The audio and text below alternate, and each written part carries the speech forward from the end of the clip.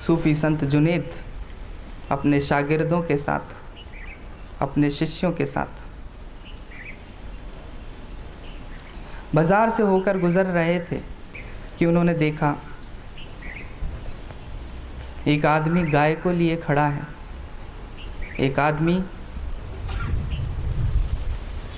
गाय के गले में रस्सी है और उस रस्सी को पकड़े खड़ा है। जुनेद ने अपने शिष्यों से कहा, अपने शागिर्दों से कहा, घेर लो इसे। सभी शिष्यों ने घेर लिया। वो गाय का मालिक जानता था जुनेद को, वो जानता था जुनेद की शिक्षाओं को कैसे देते हैं। कहीं भी कभी भी घटना को देखकर शिष्यों को कुछ ना कुछ समझा देते हैं। शिष्यों ने घेर लिया, घेरा बना लिया। जुनेद ने पूछा, बताओ यहाँ कौन किससे बंधा है? शिष्यों ने थोड़ा सोच विचार किया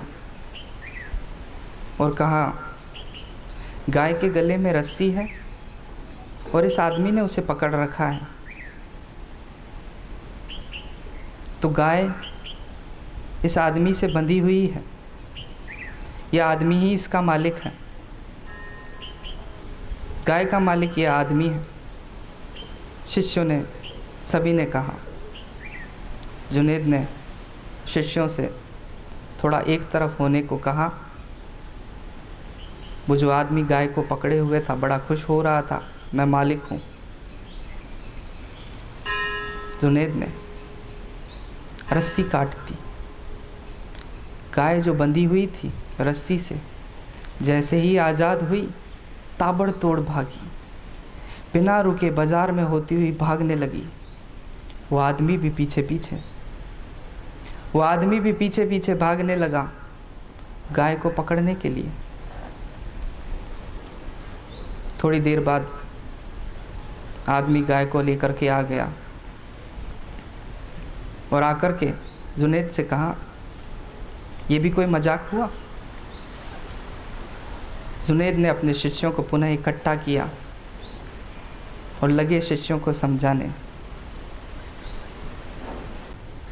जिस तरह इस गाय की इस आदमी में कोई रुचि नहीं, जैसे ही हमने बंधन काटा ये भाग गई, कोई रुचि नहीं। आदमी की ही गाय में रुचि है, मालिक है पर रुचि भी उसी की है, उसी ने उसको पकड़ रखा है। तो जिस तरह गाय का कोई स्वार्थ नहीं, गाय नहीं चाहती आपसे बंधना, वैसे ही इस संसार में हमारे साथ, हमारे विचारों में, हमारे विचार, हमारा दुख, हमारी समस्याएं, हमारे कष्ट बंधे हैं।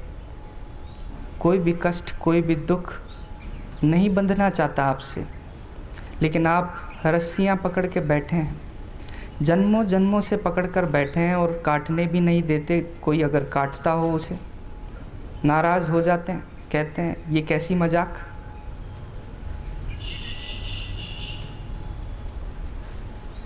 पकड़ा किसने है?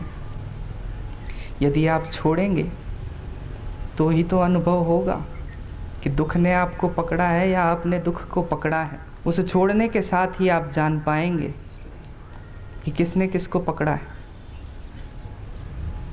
तो मैं आपसे कहता हूँ, आप दुख चुकाएंगे, समझें इस दुख को गहराई से, भागे नहीं, भागने से कुछ ना होगा। जैसे जैसे आप गहराई से समझते जाएंगे दुख को, दुख ही नहीं बचेगा। क्योंकि दुख बाहर से आता है। आपने दुख को बाहर से अंदर लिया है, अंदर से कभी दुख नहीं आता। दुख बाहर से अंदर गया है, अंदर उसका स्रोत है ही नहीं। अंदर तो स्रोत है आनंद का। आनंद आपके भीतर भरा पड़ा है। तो आप चुकाएंगे क्या? जो आपके पास है, भरा पड़ा है, जो बाहर का है, उसे चुका दें।